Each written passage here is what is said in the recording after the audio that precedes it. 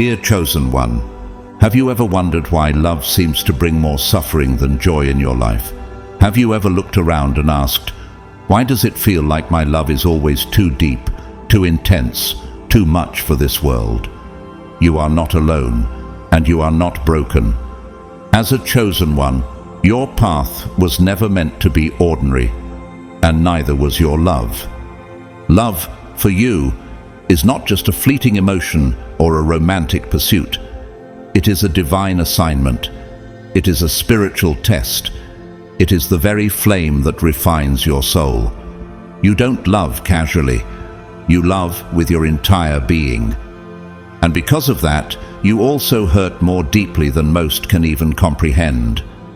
But this pain is not a punishment. It's a preparation.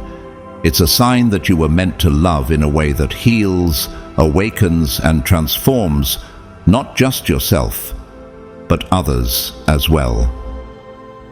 Before we begin, I want to take a sacred moment to thank every single soul who has supported this channel through Super Thanks. Your generosity means more than you know. It helps me continue sharing these messages that reach and restore those walking a higher path. Whether you've donated or not, please hear this. Your presence here is already a blessing. I am deeply grateful for you. If this message has reached you at just the right time, when your spirit needed it most, go ahead and type 777 in the comment section as a sign of divine alignment. And don't forget to subscribe and turn on notifications so you never miss a message that speaks directly to your soul. Now let's go deep. Let's uncover the hidden truths.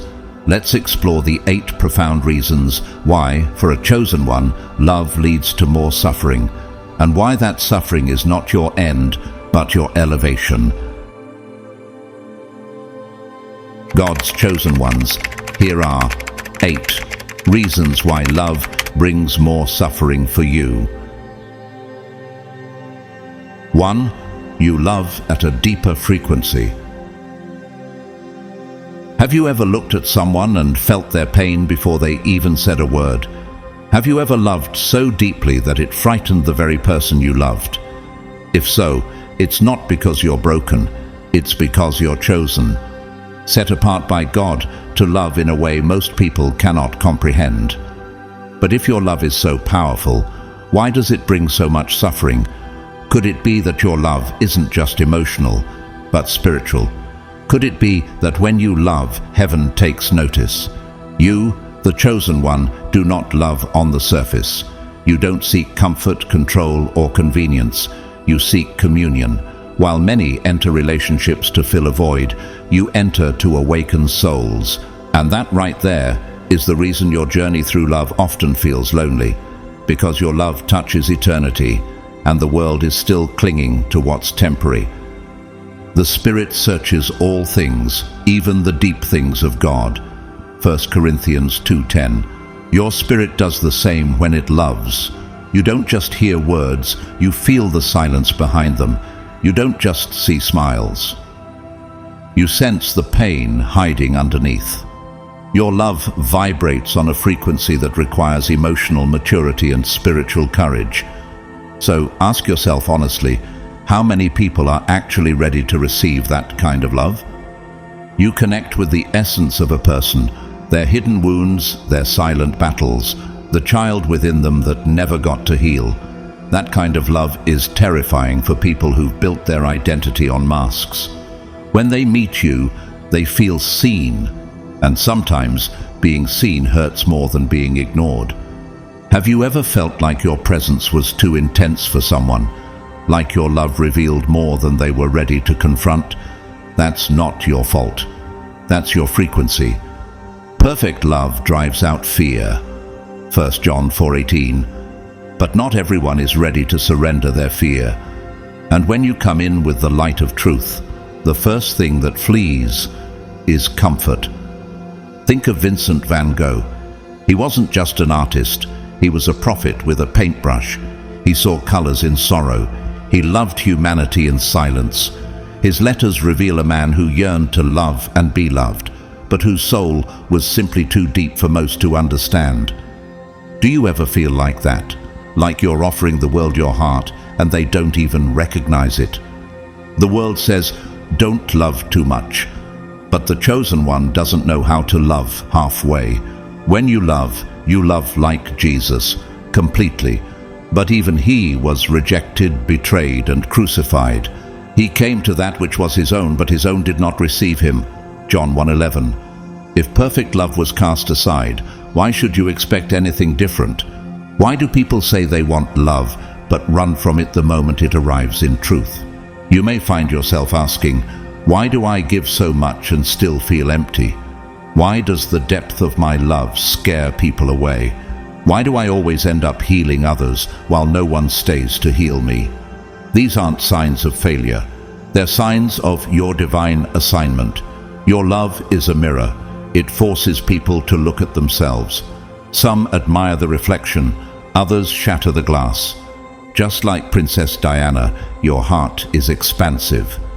She loved with passion and compassion, visiting the sick, embracing the forgotten, and standing against rigid systems. Yet in her personal life, she felt abandoned and unheard. She was too real for a system built on illusion. Sound familiar? Even Jesus asked in Gethsemane, "Could you not keep watch with me for 1 hour?" Matthew 26:40. His closest friends fell asleep while he wept in agony. Can you relate to that? Loving deeply while others grow weary of your pain. People don't realize that when you love, it costs you something. You pray for them in secret. You absorb their moods. You carry burdens they don't even speak out loud. And still, they call you too sensitive, too emotional, or too intense. But tell me this, since when did emotional intelligence become a flaw? Since when did divine love become a burden? Have you ever loved someone so much that you saw their potential even when they were destroying themselves? That's the kind of love Chadwick Boseman gave to the world. Battling cancer in silence, he still poured his soul into every film, every speech, every encounter. He uplifted people while dying inside. That's what chosen ones do. You give while bleeding. You speak life while carrying death. You love while aching, because God flows through you. The Lord is close to the brokenhearted and saves those who are crushed in spirit. Psalm 34:18. He sees your hidden pain. He knows that sometimes after everyone has left, you cry not because you were rejected, but because you were never truly received. What does it mean to be received? It means to be known, understood, embraced without fear or judgment. And very few people have the capacity to receive you at the level you give. Why? Because your love demands transformation. And most people are addicted to comfort. Remember, God is not unjust. He will not forget your work and the love you have shown him. Hebrews 6:10. Every prayer, every tear, every act of compassion you've offered, even when it was unappreciated, is recorded in heaven. Have you ever found yourself begging God to turn off your empathy?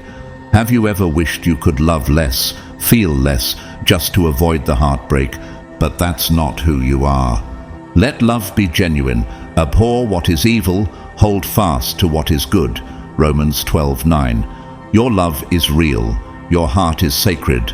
You were chosen not just to love, but to love with holy fire. And sometimes fire purifies, but it also burns. Sometimes it draws people close. Other times it exposes their shadows. So here's the real question, chosen one. Will you dim your light to make others comfortable, or will you keep shining knowing that your love will only be understood by those who are ready to rise? There will come a time when someone will not only receive your love, they'll revere it. They will not run from your light, they will be transformed by it. Until then, know this, you are not alone, you are not too much, you are not broken, you are blessed. You are anointed to love beyond logic, and that anointing will be your covering even when the world doesn't understand it. 2. You attract the broken but cannot fix them. Have you ever found yourself standing in the middle of emotional wreckage, holding someone else's pain in your hands, while your own heart silently fractures beneath the weight of it? Have you ever watched someone you loved spiral into self-destruction, knowing you did everything in your power, prayed, comforted, sacrificed, only to be left behind, forgotten, or even blamed? Chosen one, you need to hear this with all your heart. It is not your fault. The burden was never yours to carry. The healing was never yours to complete. So why does this keep happening? Why does it seem like those who carry the deepest wounds, the messiest histories, the most unresolved trauma, always seem to find you? Why are you the one they call at 2 a.m.? Why are you the safe place they crumble into, even when they give nothing back? It's because your presence emits spiritual safety. Even when you say nothing, your spirit whispers, "You are seen, you are loved, you are not alone." And that whisper travels beyond words. It cuts through silence, breaks past walls, and reaches into the soul of the broken. You don't even have to try, they find you. The addicted, the abandoned, the abused, the angry, and you, chosen one, don't turn away. You listen, you love, you lean in, because your heart is wired for redemption. You don't just see what's wrong with them, you see who they could be, and that sacred vision, that love-driven hope, becomes your greatest offering and also your greatest wound. But here's the holy truth. You can attract the broken, but you cannot fix them. This might be one of the hardest truths God will ever ask you to accept, because you see them, don't you? You see the child behind the addict, the tenderness behind the anger, the artist behind the depression, and because you see it, you believe in them, even when they don't believe in themselves. You try to love them into healing, but no matter how brightly you shine, light alone does not rebuild a soul. Only a willing heart can choose transformation. The Lord is near to all who call on Him, to all who call on Him in truth. Psalm 145:18. That's the difference. Not everyone wants healing in truth. Some only want comfort. Some want to be seen but not changed. And you, dear one, often confuse their desire for attention with a readiness to rise. Let's go deeper. Have you ever stayed in a relationship long after you knew they weren't ready to meet you where you were? Have you kept giving chances, even as their actions betrayed your spirit? Did you ever think that maybe, just maybe, if you loved them harder, they'd finally choose healing? This is what makes your journey sacred, but also sorrowful. Nina Simone, the legendary singer and civil rights voice, once said, "You've got to learn to leave the table when love is no longer being served. But how can someone like you, who sees potential instead of pain, walk away without guilt?" It feels like giving up. It feels like betrayal. But the truth is, staying in a space where your love is being drained without return is not loyalty. It's spiritual self-harm.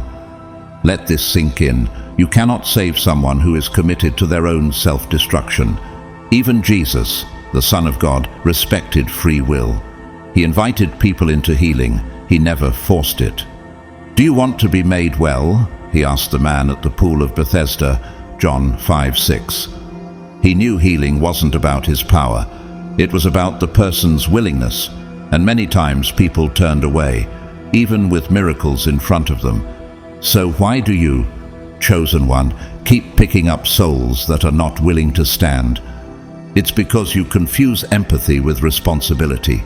But here's the hard truth. Their pain is not your assignment. Their healing is not your job. Their inner work is not your battleground. You are called to love, not to lose yourself in the process.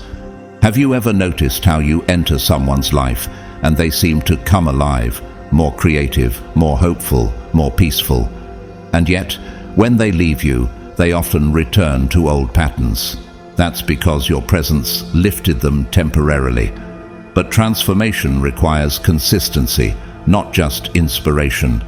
You can be the spark, but you are not the fire.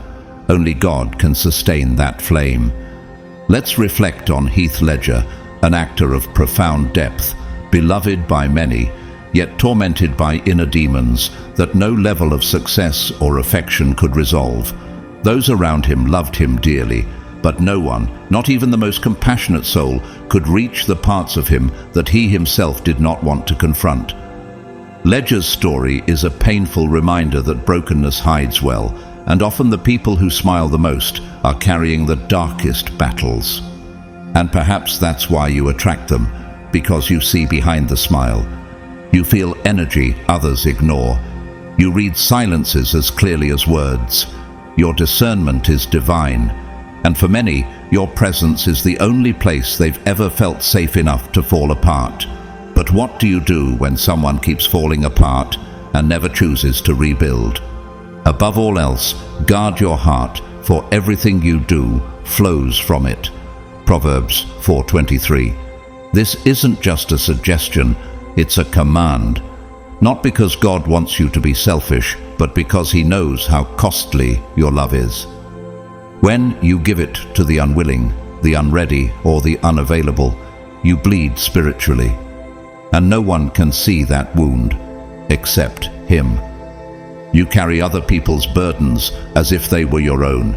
You cry over them, fast for them, intercede for them. But how many of them have stayed for you?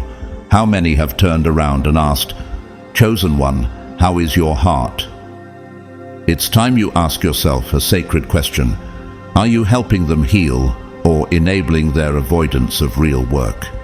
Amy Winehouse once said, "I'm not a girl trying to be a star or anything other than a musician," yet behind her music was a soul crying out for help. Many loved her, but not enough people were honest enough to confront her pain head on. And ultimately, her brokenness became her prison. You, chosen one, must learn the difference between comforting someone and co-signing their pain. Love doesn't just hold hands. Sometimes love has to let go. It hurts to realize that some people only love the way you love them, not you. They love how your presence makes them feel. They love the light, but they're not ready to live in it. And yet you stay, hoping, praying, sacrificing, because your love is not transactional. You don't want payback, you want breakthrough. But know this, you cannot resurrect someone who refuses to leave their grave. You are not their Jesus. You are not their Savior. You are God's vessel, and vessels are meant to pour, not break. So what now? Let go, not with bitterness, not with guilt, but with trust. Trust that God will finish what He started. Trust that your love wasn't wasted, it was planted. Trust that your tears are seeds, and God will water them in His time. And finally, trust that you are worthy of love that doesn't need to be rescued. 3. Love exposes your shadows. Chosen one, have you ever fallen in love and suddenly found yourself wrestling with fears you thought you had conquered long ago? Have you ever felt the weight of old wounds reawakening, not because the person hurt you, but because the act of loving itself pulled the curtain back on parts of you that were still quietly bleeding? If you have, you are not broken. You are not too emotional. You are not too much. You are being refined. You are being revealed. And most of all, you are being transformed. For someone like you, love is not just a warm blanket or a soft place to fall. It is a mirror, a spiritual force so powerful that it doesn't just show you someone else's soul, it reflects your own. It holds a light to the parts of you that have been hidden in darkness, the abandoned child within, the quiet insecurities, the echoes of rejection, the fears you've buried under strength and silence. And that's why it hurts. Because unlike many people who treat love as a transaction or distraction, you love with intention. You don't enter connection for comfort. You enter it for evolution. But to evolve means to confront, and confrontation always begins in the mirror. Have you ever looked into someone's eyes and seen your own fear staring back at you? Have you ever felt joy mixed with terror, knowing that this love has the power to heal you, or to destroy everything you've built to protect yourself? This is the paradox of love for God's chosen ones. It awakens the heart, yes, but before it can elevate you, it excavates you. The Bible says, "As iron sharpens iron, so one person sharpens another." Proverbs 27:17. Love sharpens you. It reveals your edges. It scrapes against your wounds. It doesn't let you hide behind your calling, your ministry, your spiritual armor. When you love deeply, you are forced to see who you really are, not who you've learned to perform as. For many, love is about ease, but for the chosen, love is about exposure. And exposure is terrifying when your inner world is still healing. Have you ever been in a relationship where you suddenly feared abandonment, even though there was no threat of it? Where the smallest silence felt like rejection? Where you overanalyzed every word, every delay in response, every emotional distance? That's your shadow speaking. You see, the deeper you love, the deeper you remember, and not all memories are joyful. Some are wounds that haven't closed. Some are fears inherited from a parent who left, a lover who betrayed, a friend who vanished without explanation. And when love walks in the room, those shadows whisper, "It will happen again." The heart is deceitful above all things and beyond cure. Who can understand it? Jeremiah 17:9. This verse isn't to shame you. It's to reveal how complex the heart truly is. Even when we feel whole, love has a way of pointing out the cracks. But here's what most people never tell you. This exposure is not a punishment. It's a divine invitation. God uses love to bring to the surface the things that need to be healed. He lets someone else's presence stir what's been silent inside you for years. Not to shame you, but to cleanse you. And that's why it hurts so deeply. Because the love you're experiencing isn't surface level. It's spiritual surgery. Think of Sylvia Plath, a literary genius whose works explored the intricate relationship between love, identity, and inner turmoil. Her writing wasn't just poetic, it was prophetic. In her journals and novels, she openly wrestled with how love forced her to confront herself. For Plath, love was both beautiful and violent, not because of others, but because of what it awakened in her. Like you, she saw love not just as connection, but as confrontation with her own soul. Have you ever asked, why does love make me feel like I'm losing control? It's because love asks for surrender, and surrender means removing the masks. You, chosen one, have likely built layers of strength to protect your heart. Layers formed from past betrayal, abuse, disappointment, even spiritual warfare. But love doesn't negotiate with masks. It strips them away. And that stripping process can feel like death. Death of your ego, death of your control, death of the idea that you can remain untouched while being deeply connected. But death is the seedbed of resurrection. Unless a grain of wheat falls into the earth and dies, it remains alone. But if it dies, it bears much fruit. John 12:24. Love is the ground where your old self dies, and your divine self begins to bloom. Yet many chosen ones suffer in this process, not because they are weak, but because they are willing to look at themselves, willing to sit with their fear, willing to unearth trauma that others spend a lifetime avoiding. Love for you is not just about who you're with, it's about who you're becoming. That's what sets you apart.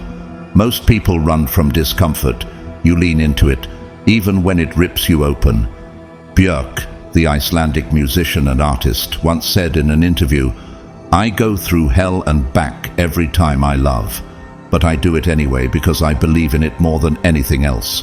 Her work, filled with emotional and spiritual complexity, reflects the reality of love that breaks and builds at the same time.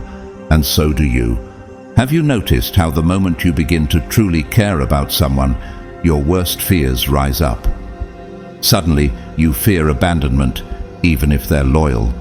You fear rejection, even if they reassure you. You fear not being enough, even though they chose you. That's not intuition, that's your shadow, and the only way through it is through it. God will not let you settle for shallow love because He has destined you for sacred love, and sacred love requires you to be seen, fully, truthfully, painfully. It doesn't allow you to hide behind spiritual cliches or religious performance.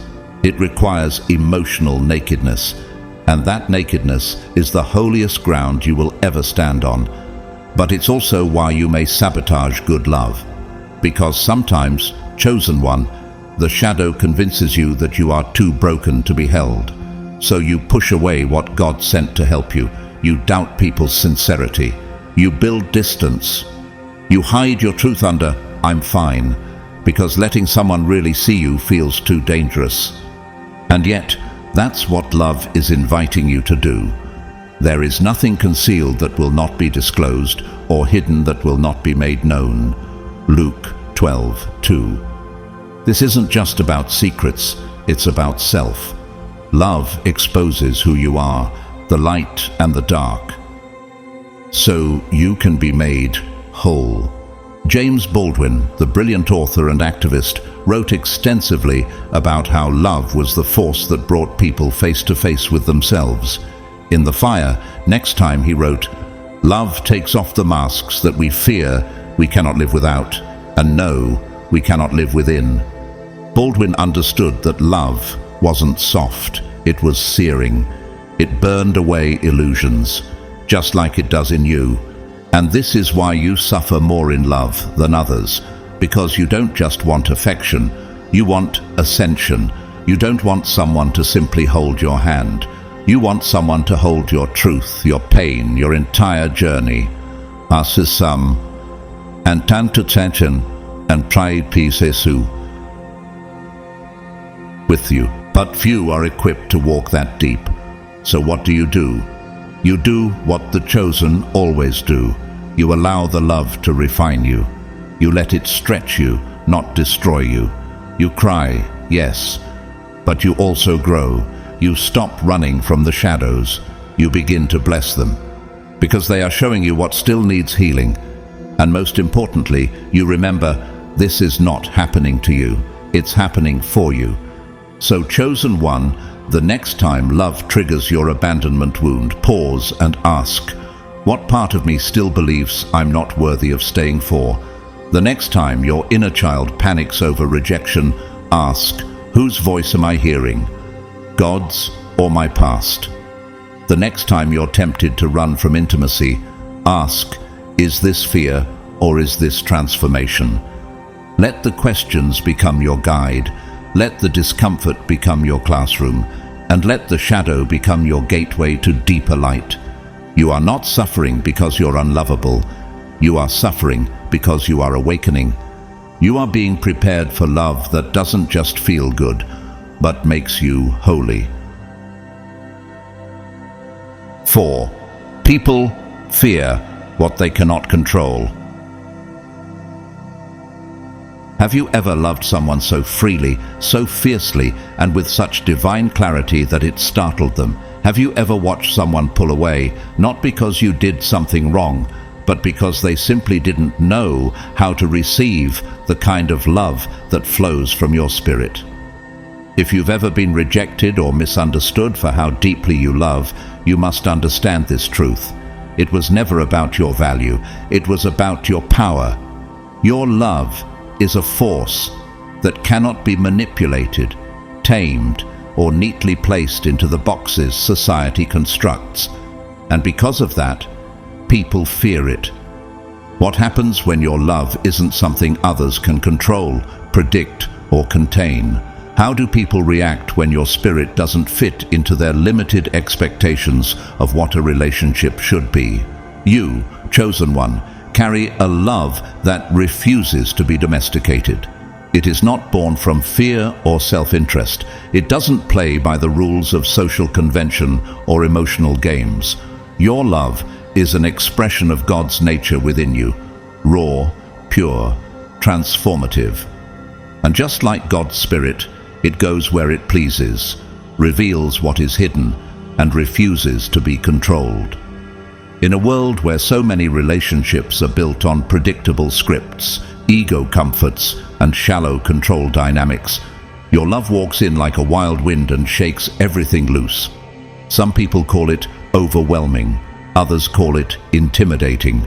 But the truth is, they don't have the spiritual maturity to handle it. Have you ever been told that you're too intense, too emotional, or too spiritual? Was the label a mask to cover their inability to sit in the truth you carried? You weren't made to love halfway. Your heart doesn't operate on autopilot. You show up with presence, intensity, and emotional depth. But for those who are used to transactional relationships that revolve around performance and ego, your energy feels like too much. They've grown accustomed to safe love, the kind that doesn't challenge them to grow, doesn't ask them to confront their wounds, and doesn't require true reciprocity. So when you arrive with a love that asks for honesty, accountability, healing, and transformation, it exposes their inability to meet you where you are, and instead of rising, many retreat. They try to downplay your love, call it dramatic, intense, or unrealistic. They may even label you as emotionally unstable or too deep, not because you've done something wrong, but because your authenticity confronts their false sense of control. But how long can a person live inside a version of themselves that is only half true? The Bible says, "The light shines in the darkness, and the darkness has not overcome it." John 1:5. Your love is that light, and while light brings clarity, it also brings discomfort. It illuminates what has been kept in the dark. It invites growth, and that's exactly what many people are not ready for. Have you ever found yourself being resented after helping someone grow?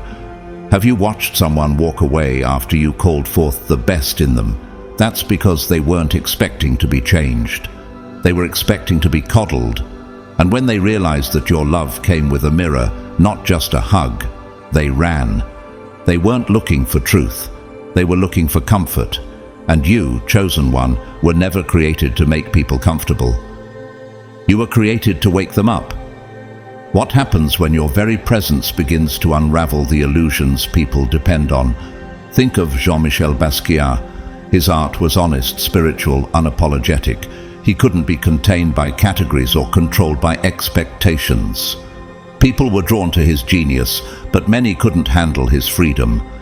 They wanted to celebrate him without understanding him, to use him without honoring him. And so it is with you. People admire your gifts, your light, your love, but few have the courage to stand in it and match it. They want the fruit of your presence, but not the fire of your calling. And so, when they realize they can't control you, your thoughts, your emotions, your heart, they start to distance themselves. Some will do it quietly, others will criticize you, mock you, or make you feel guilty for being so intense. But what they're really saying is, I don't know how to handle something this real. Don't take their fear personally. People always fear what they cannot control. Am I now trying to win the approval of human beings or of God? Galatians 1:10. This is the question every chosen one must live by. You were never meant to be palatable. You were meant to be prophetic. Your love reflects the character of Christ, and his love was not always welcomed. Jesus was not killed for being kind. He was crucified for being uncontrollable. He disrupted the religious system. He refused to conform. He loved with freedom, healed with authority, and spoke with divine fire. And for that, they plotted against him. You are walking in that same pattern. The more you reflect divine truth, the more resistance you may face. Not because you're wrong, but because your presence disrupts what people have gotten comfortable living with. Take Sinead O'Connor, the bold and broken voice of Ireland. She refused to play by industry rules, calling out religious abuse and hypocrisy long before it was safe to do so. The world called her crazy when, in truth, she was simply ahead of her time and too honest to be bought. She wasn't dangerous. She was free. And that freedom cost her everything: fame, opportunity, and belonging. Just like you, she discovered that freedom is beautiful and terrifying to those who don't understand it. So what do people do when they encounter a soul like yours, one who won't be tamed, who loves without filter, who reflects truth without compromise? People are conditioned to equate love with ownership. They want you to belong to them in a way that makes them feel safe, superior, or in control. But your love doesn't operate that way. It doesn't cling. It doesn't manipulate. It doesn't seek to possess. It seeks to elevate. You love in a way that calls people higher, even if it costs you the relationship. And that's what makes your love rare. And rare things are often rejected before they are revered. The Bible says, "The Spirit of the Lord is upon me, because he has anointed me to proclaim good news to the poor, to set the oppressed free." Luke 4:18. Your anointing sets people free, but not everyone wants to be free. Some people want to stay in familiar bondage. They want love that soothes, not love that sanctifies. They want safety, not sanctity. They want to feel good, not grow strong. And when your love doesn't fit that mold, they walk away. What would happen if you stopped apologizing for your fire? What if, instead of toning yourself down, you trusted that the people God sends will never be intimidated by your depth, only drawn to it? So what do you do when your love is misunderstood, rejected, or feared? You stand firm in your calling. You stop apologizing for your depth. You stop shrinking your truth. You stop editing your passion to make others comfortable. Because the moment you do that, you betray the very gift God put inside you. You are not too much. You are more than they're ready for. And that is not your burden to carry. Take Janis Joplin, whose voice cracked with raw truth and emotion. She wasn't too much. She was alive. Her music wasn't polished. It was prophetic. And the world, though fascinated, wasn't ready to hold her fullness. Just like so many chosen ones, she was loved in fragments, but feared in totality. You too may feel like people love pieces of you, your wisdom, your loyalty, your presence, but not all of you. And that's because not everyone is called to carry your entirety. Some were only meant to glimpse your greatness, not dwell in it. And that's okay. The next time someone calls you overwhelming, remember, they're used to lukewarm love. They're used to relationships built on avoidance, not honesty. And when you walk in with fire, they mistake the purification for pain. Let them go, not with bitterness, but with blessing. Because their rejection is often God's redirection. God will not allow you to be tamed by someone he didn't call to handle you. And he certainly won't let your fire be dimmed just to make someone else feel comfortable in their shadows. For God gave us a spirit, not of fear, but of power and love and self-control. 2 Timothy 1:7. Your love carries power. Your spirit carries freedom. Your presence carries divine order. And anyone who tries to reduce that is not your assignment. So ask yourself one final question. Chosen one, if your love is from heaven, why would you ever dim it for people who haven't yet tasted it? Let them fear, let them retreat, let them misunderstand, but never let it change who you are. Because one day God will send someone who doesn't try to control your flame, but will match it. Until then, stay wild, stay holy, and stay true to the love that God planted in your heart. 5. You have a higher purpose that love often distracts you from. Have you ever loved someone so deeply that it made you forget who you were before they arrived? Have you ever poured so much of yourself into a relationship only to realize, too late, that you were neglecting the very path God had placed you on. If you felt that conflict, that sacred tension between love and purpose, you're not alone. And more importantly, you're not wrong for feeling it. As a chosen one, you were never meant to walk an ordinary path. Your life isn't just about relationships, security, or emotional fulfillment. You've been set apart for something greater, a divine mission that transcends personal desire. And while love is beautiful, healing, and even God-ordained, it can also become a distraction when it isn't aligned with your higher calling. What happens when the thing you crave most is the very thing pulling you away from your assignment? Chosen one, you carry a sacred responsibility.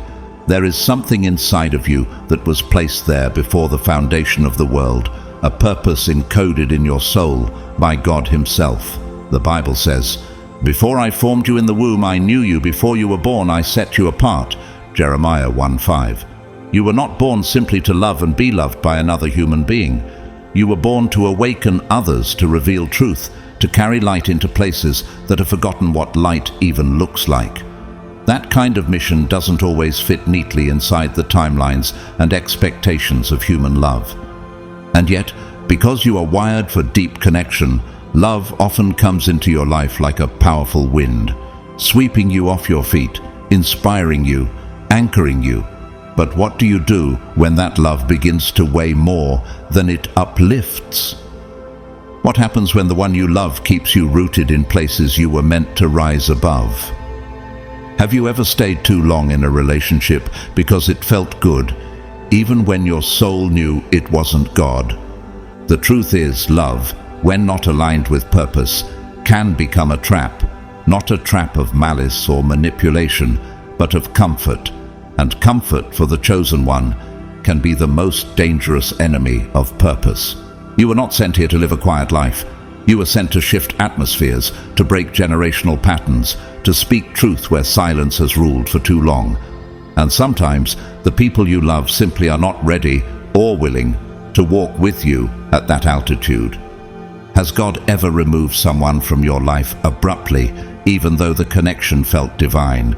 Have you ever cried out in prayer, "Why would you let me love them if you were just going to take them away?" It may feel like betrayal, but in truth it is protection. God sees what you cannot. He knows what's ahead. And sometimes, in order for you to reach your next level, He has to cut the cord you're unwilling to sever yourself. Think of Abraham. God gave him Isaac, the son he had waited for, prayed for, and loved deeply. And then God asked him to place that very gift on the altar. Why? Because Abraham's obedience had to be tested. His purpose couldn't be compromised by his attachment. Take your son, your only son, and sacrifice him. Genesis 22:2. That wasn't cruelty. It was a divine alignment test. And in the end, God provided a ram, but only after Abraham proved that nothing, not even love, would come before his calling. Chosen one, how many times have you tried to hold on to someone God was trying to remove? How many times have you confused soul ties for divine alignment? When you are deeply connected to someone, it can feel like betrayal to let them go. But there's a difference between love that helps you evolve and love that anchors you to a version of yourself you've outgrown. Take the example of Frida Kahlo, the iconic Mexican painter. Her love for Diego Rivera was intense, consuming, and spiritual. But it was also turbulent, painful, and distracting. Though he inspired her deeply, he also wounded her and kept her tied to cycles of emotional chaos. And yet, from that pain emerged some of the most powerful prophetic art the world has ever seen. Her suffering illuminated her genius. But imagine how far she might have soared had she been fully aligned with her calling, unchained from romantic confusion. Have you ever felt like your relationships are slowing you down rather than fueling your growth? Do you sense that your time, energy, and emotions are being poured into people who cannot walk with you into your divine future? This is not selfishness. It's spiritual discernment. Do two walk together unless they have agreed to do so? Amos 3:3. Agreement is more than shared feelings. It's shared purpose. If someone's presence in your life causes you to compromise your vision, dilute your voice, or delay your movement, it may be time to ask, are they here to elevate me or just comfort me? One of the deepest forms of suffering for the chosen is realizing that love does not always mean alignment. And alignment, more than affection, is the true currency of destiny. You can love someone deeply and still know they cannot walk with you where you're going. That awareness hurts, but it also sets you free, because God never allows subtraction without preparation for multiplication. Seek first His kingdom and His righteousness, and all these things will be given to you as well. Matthew 6:33. When your priority is the kingdom, everything else, including love, must align with that pursuit. If it doesn't, it will fall away. And when it does, don't chase what God has removed. Don't beg for what heaven had to break. Trust the release. Trust that your tears are seeds. And trust that God will send a love that matches your mission. Look at Harriet Tubman, a woman born into slavery who became a liberator, prophet, and legend. She loved. She had family, even a husband. But when the call to purpose came, she walked away from personal comfort to lead others to freedom. She said, "I freed 1,000 slaves. I could have freed 1,000 more if only they knew they were slaves." Her heart was big enough for love, but her calling was too urgent to be delayed by it. She had to choose between settling for human companionship or surrendering to divine impact. And she chose impact. So must you when the time comes. Have you ever delayed your assignment because you were waiting for someone else to get ready? Have you ever lowered your pace so someone you loved wouldn't feel left behind? That hesitation, that pause, it may seem like love, but it can become disobedience if God has already called you forward. There is nothing wrong with love, but when it becomes a reason to resist elevation, it's no longer sacred, it's a stumbling block. The Bible reminds us in Luke 9:62, "No one who puts a hand to the plow and looks back is fit for service in the kingdom of God." This isn't about cruelty, it's about clarity. Your forward motion matters. And looking back at love that refuses to grow with you will only slow you down. Even Vincent van Gogh, whose heart was endlessly tender, found that his emotional attachments often conflicted with his spiritual call as an artist. His love was misunderstood, his spirit misread. But in his isolation, he created prophetic works that still speak to the broken-hearted, the visionaries, and the misunderstood. His solitude wasn't punishment, it was preservation. And perhaps yours is too. So what do you do when love pulls you in one direction and purpose calls you in another? You pause, you pray, you listen, and then you choose purpose. Every time. Because the love that is meant for you will never ask you to abandon your calling. It will never dim your light. It will never distract you from your assignment. It will align with it. It will elevate it. It will walk beside you, not pull you back. And if you haven't found that kind of love yet, don't lower your standard just to avoid the loneliness. You were not made for common love. You were made for covenant. And covenant takes time. Chosen one, do not confuse temporary emotional fulfillment with eternal alignment. The one God sends will not only recognize your purpose, they will protect it. Until then, stay rooted, stay obedient, stay clear. Your mission is too important to be compromised. 6. You feel love. More intensely, including the pain of loss. Have you ever loved someone so deeply that when they left, whether by choice, betrayal, or circumstance, it felt like your entire world shattered? Have you ever looked at an empty space and felt your chest tighten as if the absence had become louder than presence? If you have, dear chosen one, you are not broken. You are not too sensitive. You are not weak. You are simply alive in a way most people are too afraid to be. For God's chosen ones, love is not light or casual. It is not shallow, fleeting, or based on convenience. When you love, you pour your entire soul into another person. You don't just care, you carry. You don't just touch their heart, you hold their spirit. Every word, every glance, every moment becomes sacred. And so, when that love is interrupted, broken, or lost, the pain that follows is not merely emotional, it is spiritual. It doesn't just sting, it echoes through your entire being. But have you ever stopped to ask, why do I feel everything so deeply? Why does my heart hold on longer than others seem to? Why do I grieve in silence while the world moves on so easily? It's because you were created for divine connection. You were wired to experience love the way God designed it, not as a transaction, but as a transformation. I will give you a new heart and put a new spirit in you. Ezekiel 36:26. And with that new heart comes an entirely new way of feeling. Most people fear this level of vulnerability, but you embrace it. You lean in. You don't avoid the storm, you walk through it. And that chosen one is both your glory and your grief. When love leaves your life, it doesn't just hurt, it haunts. The silence becomes loud.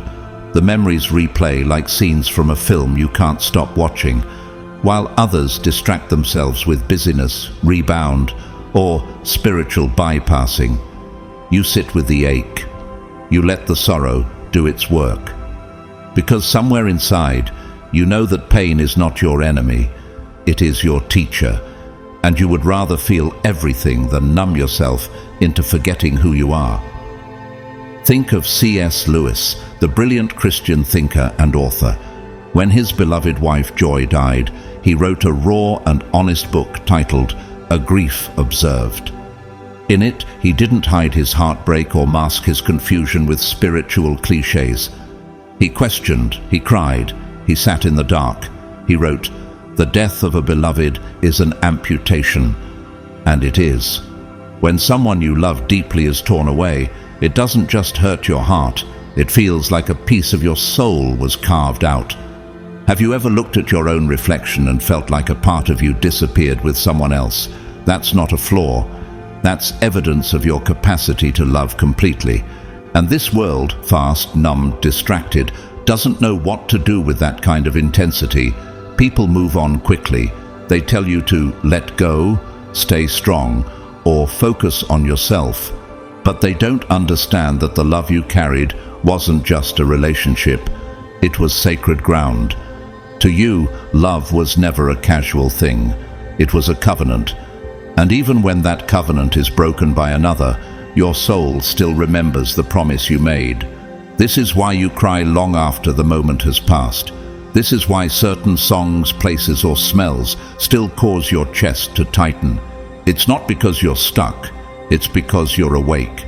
You feel love as God intended it, and therefore you feel its loss with the same intensity. The Lord is close to the brokenhearted and saves those who are crushed in spirit. Psalm 34:18. You may feel alone in your pain, but heaven is never far from those who grieve with sacred honesty. Every tear you cry is counted. Every ache is witnessed. Your brokenness is not shameful. It's holy. And in God's hands, even your heartbreak is a testimony. Have you ever wondered why your healing takes longer? Why you can't just get over it like others seem to? It's because you're not numbing. You're transforming. The grief is growing you. The emptiness is creating space for something eternal. And while the world applauds those who suppress emotion, God honors those who endure it with open hearts. Take the story of Emily Dickinson, the reclusive poet who lived much of her life in solitude, writing deeply intimate poems about love, loss, and longing. She loved once and never recovered. Her words were never meant for fame. They were meant to hold space for the ache that never left her. And though her heart was misunderstood in her time, her legacy still whispers to broken souls today. you are not alone in feeling everything. You're not alone in loving this deeply or hurting this wholly. But here's the most powerful truth of all. Your ability to feel love this deeply, even when it ends in sorrow, is not a curse. It is a gift. It means your heart is still alive. It means you haven't let disappointment close your soul. And in a world growing colder by the day, your warmth is a miracle. We love because He first loved us. 1 John 4:19.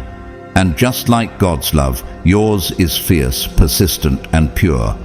But remember, even God experiences rejection. Even Jesus, who loved perfectly, wept when His love was not returned. He cried over Jerusalem. He wept at Lazarus's tomb. He grieved the hardness of people's hearts. So if the Son of God Himself was not spared the pain of unfulfilled love, why would you be? Have you ever asked yourself, why did God allow me to love them so deeply if He knew they wouldn't stay? It's a painful question, but also a profound one. Because sometimes the purpose of love is not permanence. Sometimes it's revelation. Sometimes you are sent to love someone not to keep them, but to awaken them. And in doing so, you awaken parts of yourself too. Your patience, your grace, your vulnerability, your soul. Look at Florence Welch, the front woman of Florence plus the Machine. Her music is filled with themes of love, loss, longing, and spiritual awakening. In interviews, she's spoken about how heartbreak led her to God, how the pain of loving deeply and losing deeply forced her to face the parts of herself she had avoided. Her heartbreak wasn't a detour, it was the doorway. Chosen one, your pain has purpose, and though the suffering feels like fire, it's refining you.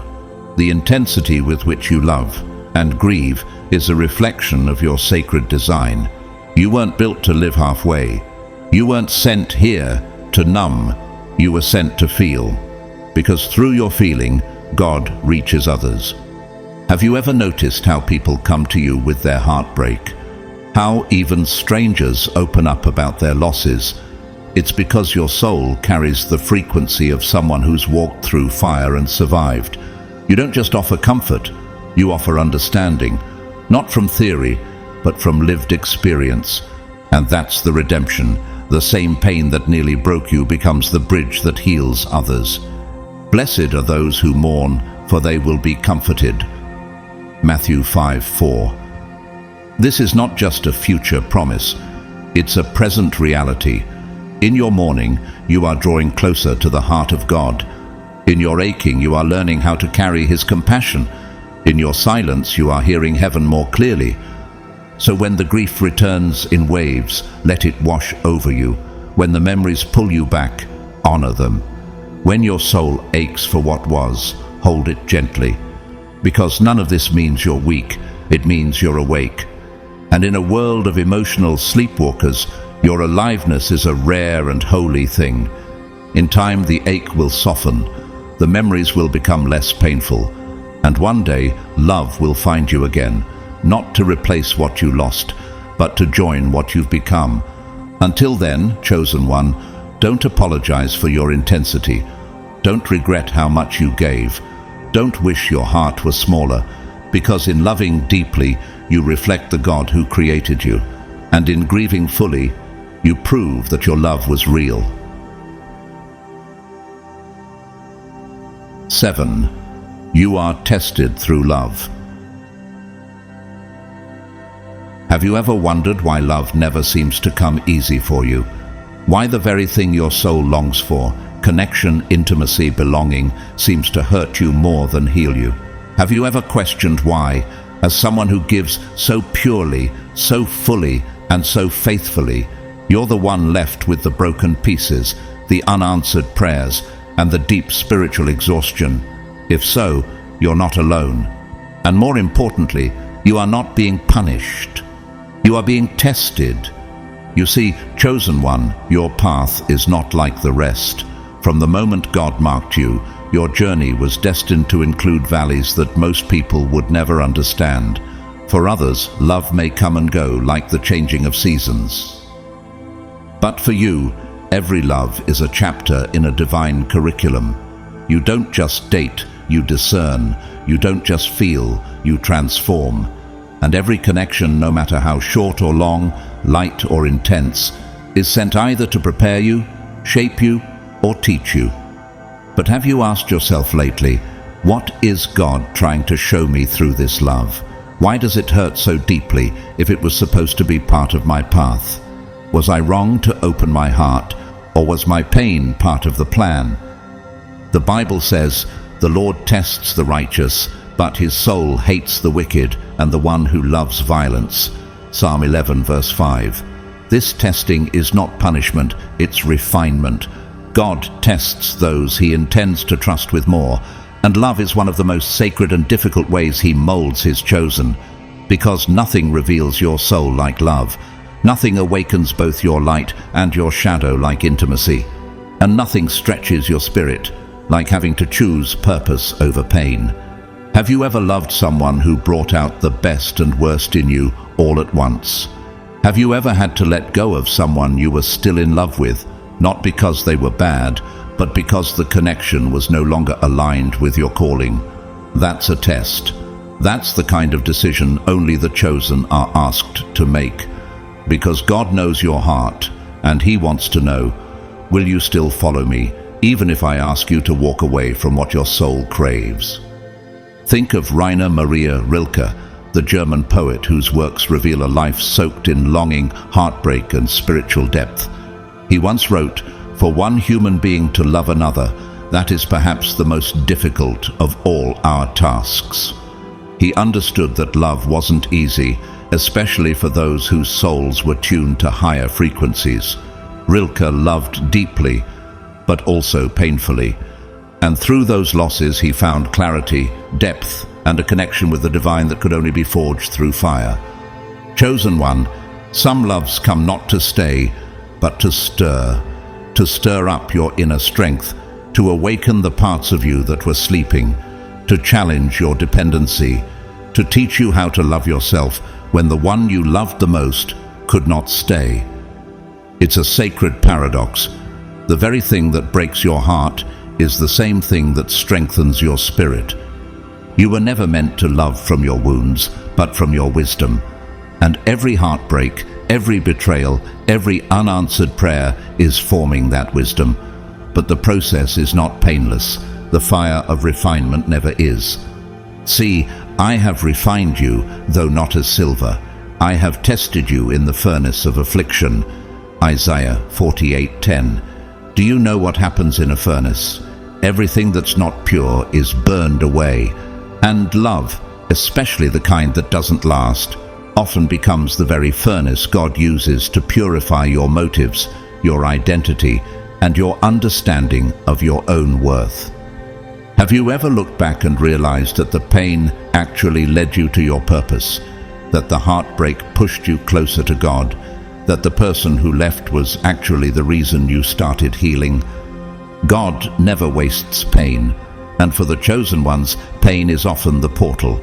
Amy Carmichael, a missionary to India in the 19th century, once experienced a love so deep and so devastating that she nearly gave up her ministry. She wrote in her journals of intense longing, emotional ache, and spiritual confusion. But in the end, that loss became her greatest redirection. She leaned fully into God and ended up rescuing thousands of girls from trafficking and abuse. Her pain didn't destroy her calling, it deepened it. Have you noticed that every time you think you're finally close to the love you desire, something tests your heart? A misunderstanding, a separation, a soul tie that begins to suffocate. That's not coincidence, that's calibration. God is making sure you're not building your future on emotional quicksand. He's testing your discernment, your endurance, your ability to hear his voice over your own longing. And what hurts even more is when the person you love doesn't do anything wrong. They simply can't grow with you. They're stuck in cycles you've outgrown. Their energy begins to drain you. Their words no longer feed you. but your heart still remembers the warmth. And that's the true test. Can you choose your calling over your comfort? Can you say no to good so you can say yes to God? Consider it pure joy, my brothers and sisters, whenever you face trials of many kinds, because you know that the testing of your faith produces perseverance. James 1:2-3. This includes trials of the heart. The testing of your love builds a perseverance in you that nothing else can. You learn to love without losing yourself. You learn to release without resenting. You learn to grieve without giving up. Have you ever loved someone so much that walking away felt like tearing out your own heart, but you did it anyway because you knew staying would cost your soul? That's a test few understand, but God sees it, and heaven honors it. Take Tennessee Williams, the American playwright, whose personal life was riddled with love that confused and conflicted him. His romantic experiences were often tragic, but they gave birth to some of the most emotionally profound works in American theater. His suffering became his script. His love and its losses became the ink with which he wrote his deepest truths. You too may find that your pain becomes your poetry. So what do you do, chosen one, when love tests you again and again, when you begin to fear opening your heart because you don't know if you'll survive another breaking? You remember who you are. You remember that you are not here for ordinary love. You are here for eternal refinement. You are here to learn how to love like Christ, with clarity, with compassion, with courage. And sometimes that means saying goodbye to what you love in order to protect who you're becoming. Many are the plans in a person's heart, but it is the Lord's purpose that prevails. Proverbs 19:21. You may have planned a life with them, a future, a family, but God's purpose prevails. Not because He doesn't love you, but because He does. And He knows what your heart needs, even when your emotions scream otherwise. The test is not about whether you can love. You've already proven that. The test is about whether you can love wisely, whether you can love yourself enough to walk away when it's time, whether you can stay tender after betrayal, whether you can believe in love again after it's been used against you. And you can, because your love is not weak. It is woven with God's Spirit. Your tears are not failures. They are evidence of your capacity. And your trials are not punishments. They are preparations. One day, the love that enters your life will not come to test you, but to reflect you. It will be whole, healed, aligned, and until then, every heartbreak is shaping you to receive it. 8. You love without conditions, but the world loves with them. Have you ever loved someone without needing anything in return? Have you ever shown up when it wasn't convenient, offered your heart when it wasn't earned, and stayed when others would have walked away? If you have, then you already know what it means to love like God. And if you've been left shattered, empty, or misunderstood after giving that kind of love, then you also know what it feels like to love in a world that doesn't love the same way. Chosen one, your heart does not operate by the standards of this world. Where others love with strings, you love with surrender. Where others calculate what they can gain, you give without measuring the cost. And while that kind of love is rare, beautiful, and divine, it is also the reason you suffer more deeply than most, because while you love like heaven, the world often responds like hell. But I tell you, love your enemies and pray for those who persecute you, that you may be children of your Father in heaven. Matthew 5:44-45. You've probably done that, loved those who didn't love you back, prayed for people who hurt you, remained loyal even when it cost you peace, and you were probably told that you were foolish, naive, or too soft. But what if your love wasn't weakness, but witness? You were never meant to love like the world. You were meant to reflect the love of the one who created you. But what happens when the love you give so freely is met with silence, betrayal, or indifference? What happens when people only love you when you are useful, agreeable, or convenient? You begin to wonder if something is wrong with you. You start questioning whether your standards are too high or your heart is too open. But the truth is, the problem isn't you. It's the conditionality that has infected this world's understanding of love. Most people have only learned to love in exchange for something: status, comfort, validation, control. You, chosen one, were born with the capacity to love for the sake of love itself. And that love is not something the world is prepared to receive. Have you ever felt like people only wanted access to your presence when it benefited them? That when you gave freely, they took advantage, and when you needed even a fraction of what you offered, they disappeared? That's because most people are used to transactional relationships. But you're not a transaction. You're a temple. The Bible says, "Let all that you do be done in love." 1 Corinthians 16:14. That's how you live. You forgive without being asked. You show up without being begged. You offer your heart without being coaxed. But that kind of love, pure and unconditional, is often misunderstood. Not because it's wrong, but because it exposes what others have never known. Look at the life of Fred Rogers, known to generations as Mr. Rogers. His show wasn't flashy. He didn't manipulate emotion. He simply loved, consistently, quietly, unconditionally. But even he was criticized for being too gentle, too trusting, or too naive. Some ridiculed his softness, failing to recognize the spiritual strength it takes to remain kind in a cruel world. But decades later, his legacy is clear. Unconditional love leaves the deepest mark.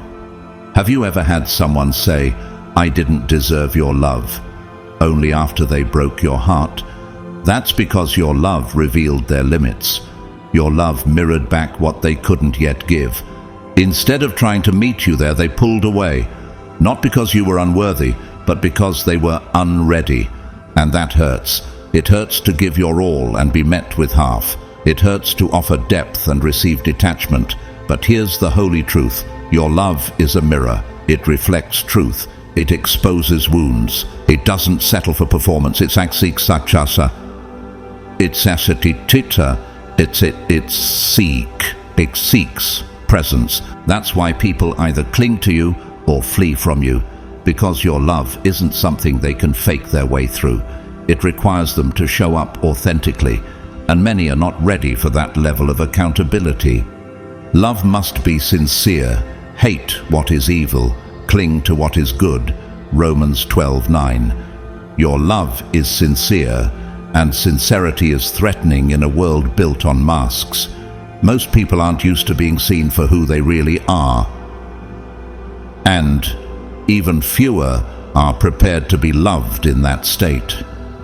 But you don't wait for perfection. You love people in their process. You see the healed version of them and choose to believe in it, even when they can't. That's why you suffer, because people mistake your love for naivety. They don't realize that it takes more strength to keep loving than it does to shut down. They call you too emotional because you refuse to become numb. But what if your emotion is your edge? What if your sensitivity is the sacred space where God lives? Think of Antoine de Saint-Exupéry, the author of The Little Prince. His writing was filled with childlike wonder, emotional sensitivity, and deep, unconditional love. His words spoke of connection beyond logic, and many dismiss them as fantasy. But those same words continue to heal generations. Why? Because unconditional love never expires. Chosen one, have you ever found yourself loving someone even after they hurt you? Not because you're weak, but because your love doesn't disappear when it's not returned. That's not dysfunction. That's divine endurance. That's the heart of Christ. And remember, but God demonstrates His own love for us in this. While we were still sinners, Christ died for us. Romans 5:8. His love didn't wait for worthiness. It didn't require a guarantee. It simply was. And so is yours. But that love, when given in an unhealed world, will often be rejected. not because it's flawed, but because it's foreign. People are more comfortable with conditions than they are with clarity. When you show up without conditions, it feels destabilizing. They don't know how to hold what doesn't demand anything in return. Have you ever walked away from a relationship not because you stopped loving, but because your presence was being taken for granted? That's another test of the chosen one. Can you walk away from the people you love? Not to punish them, but to preserve your peace. You weren't sent here to beg for love. You were sent here to be love. And that means learning when to give and when to guard. Take Henri Nouwen, the Dutch Catholic priest and writer. He wrote often about loving from the heart of Christ, especially when that love is not returned. He described how the deepest love is often the loneliest, because very few people are able to receive it. But he still called it the most important kind of love. Not the love that wins, but the love that witnesses. Chosen one, your suffering in love is not because something is wrong with you. It's because something is right with you. Your heart is still open. Your spirit is still tender. Your arms are still wide. And in a world of guarded hearts and hidden agendas, your purity is prophetic. The pain you feel when your love is not returned is not a sign of failure. It's a sign of your humanity. And more than that, it's a sign that you are aligned with heaven. Every heartbreak, every silence, every departure is not a punishment. It's a path, a sacred initiation, an unveiling of who you really are. Your ability to love unconditionally means that you are a vessel of the divine. It means that you are ready to love not for what it gives you, but for what it grows in you. So don't change. Don't become colder. Don't shrink your love to fit a world that was never built to hold it. Because one day, your love will reach someone who doesn't fear it. They'll mirror it. They won't question your depth. They'll match it. They won't run from your heart. They'll rest in it. And until then, keep shining. Keep loving.